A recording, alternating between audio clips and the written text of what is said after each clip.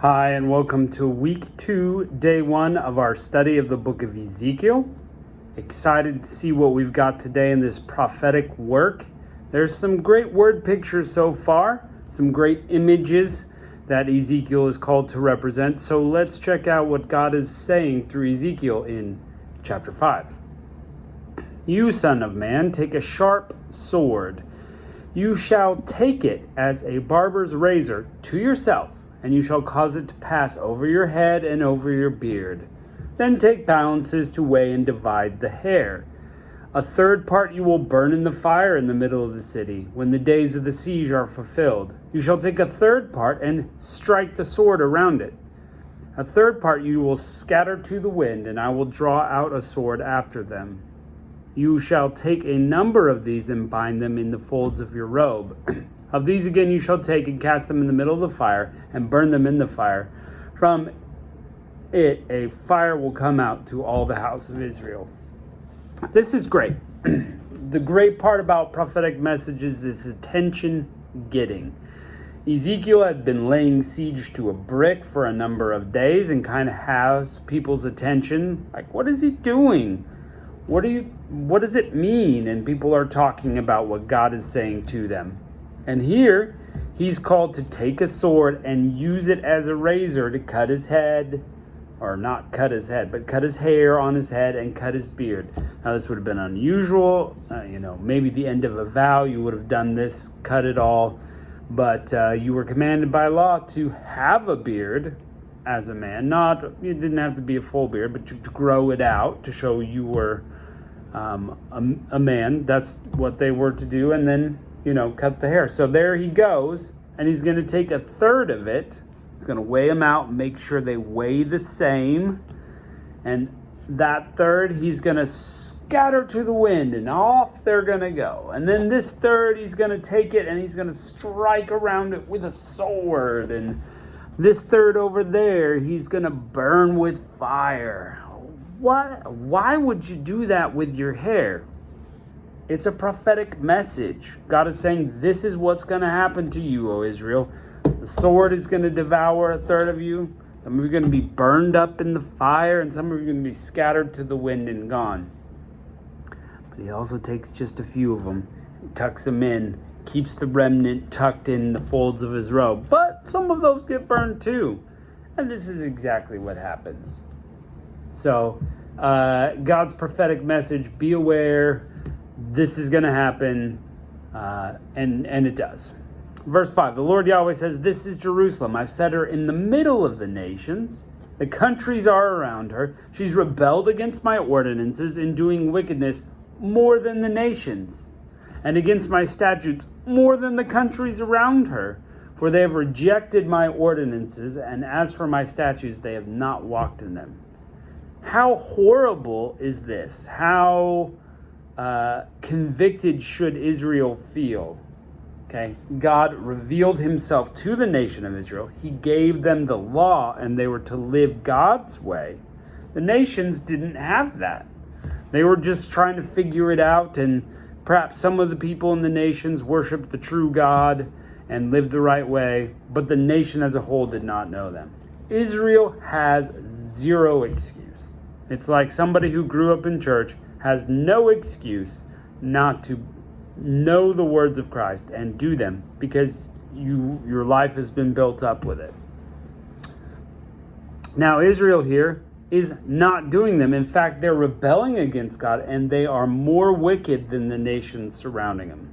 Now, how horrible is that? You know all the right things to do, but you're more wicked than those people who don't know the right things to do. The wickedness you're committing is worse than everybody else, even though you know exactly what you should be doing. So, no wonder they get disciplined by God.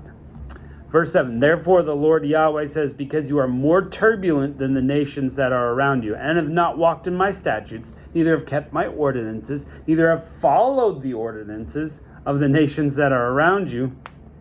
You don't even do what they do. You're not even following the laws of those nations. You would be better off if you did than what you're doing now in complete rebellion. Therefore the Lord Yahweh says, behold, I even I, am against you, and I will execute judgments among you in the sight of the nations.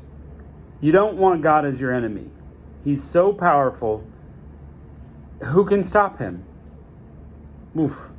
Verse 9, I will do in you that which I have not done, and which I will not do like it anymore, because of all your abominations. Therefore, fathers will eat the sons within you, and sons will eat their fathers. Like literally in a siege, cannibalism. Voila. I will execute judgments on you. I will scatter the whole remnant of you to the winds, just like scattering the hair. There it goes. Therefore, as I live, says Yahweh, surely you, because you have defiled my sanctuary with all your detestable things and with all your abominations, therefore I will diminish you. My eye will not spare and have no pity. A third part of you will die with pestilence, and they will be consumed with famine within you. Okay, remember, some went to the wind. Some are consumed with pestilence. That's the burned with fire part. Okay, they're sick, they're diseased, they're dying. And because what? Because they went in God's temple and set up all sorts of false gods to worship false gods in God's temple. And so they're paying the price. You know, if you reject God completely and you do it outside his temple, it's not as bad as people who should be following him, worshiping other gods in his temple and ignoring him. A third part of you will fall by the sword around you, and a third part I will scatter to the winds and will draw out a sword after them. So, just like what Ezekiel is doing, here's the word, here's what it means. Judgment is coming. Thus my anger will be accomplished, and I will cause my wrath toward them to rest, and I will be comforted. They will know that I, Yahweh, have spoken in my zeal when I have accomplished my wrath on them. You know that God is talking to you because this is all going to happen just as I say. Verse 14, moreover, I will make you a desolation and a reproach among the nations who are around you, in all the sight that pass by. I'm using you as an example, Israel, is what God is saying. All these nations are watching, and they're going to see you're an example. And maybe they'll fear me, and maybe they'll come to me. So it will be a reproach and a taunt, an instruction and an astonishment to the nations that are around you. When I execute judgments on you in anger and in wrath and in wrathful rebukes, I, Yahweh, have spoken it. When I send on them the evil arrows of famine that are for destruction, which I send to destroy you, I will increase the famine on you, and I will break your staff of bread. I will send on you famine and evil animals, and they will bereave you. Pestilence and blood will pass through you. I will bring the sword on you. I, Yahweh, have spoken it. Judgment. And the God of the earth can cause evil animals to come and attack the people there. And okay, is God not in control of everything? Weather, animals, nations, all the things. And he's saying, it's coming on you because you did not follow me. Okay. So what does it mean for us? I mean, we know Israel went through this because of their sin. What does it mean?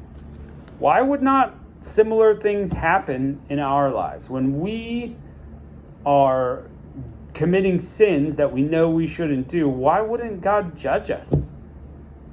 And it's not popular today to talk about, but that God gives consequences for sin. And that we're all about God's love and forgiveness, and he does love. And he certainly wants to forgive. And we've read that several times in the prophets so far, that come back to me, I will forgive. That's the attitude God has. But we think that's all there is to God. Only forgiveness and only love. What about righteous judgment? Here it is. And some people just can't handle that. They're like, oh, it's too much. Why would God be so angry? Well, when you do the complete opposite of what he asked you to do, I mean, what choice do you leave him? And this kind of wrath will be on all humanity if we continue in our sin. I mean, it's just true. And if you want to know what the sins are, look, Old Testament and New, it's all listed in there. Chances are you know exactly what a sin is, even if you haven't read the Bible. When you know you've done wrong, people know lying is wrong. People know murder is wrong. People know stealing is wrong, but they still do it. Well, the truth is that we need to push towards God and do things His way. He will forgive our sin if we come to Him humbly and ask for forgiveness. But if we're out there doing whatever sin it is that's entangled us, and we don't care that God knows it, and we're not sorry, and we're just living in it, why would He forgive that? I mean, think about it. If somebody continues to hurt you, it's really hard to forgive them, especially when they're in the wrong. Why would the holy, righteous God allow sin to continue and enjoy it? No, I don't think so. I don't think so. Well, what a great word picture. Very well explained what it means. And the truth is, it could mean that for us too. If we don't live His way, why would our nation succeed? Something to think about. Repent, America. Repent, other nations that are embroiled in sin. Come to God. He'll forgive you. He'll heal you. He'll pick you up. But if you continue in the path of sin, ignoring Him, judgment, consequences. Well, thanks for joining us today in Ezekiel chapter 5, and we'll see you next time.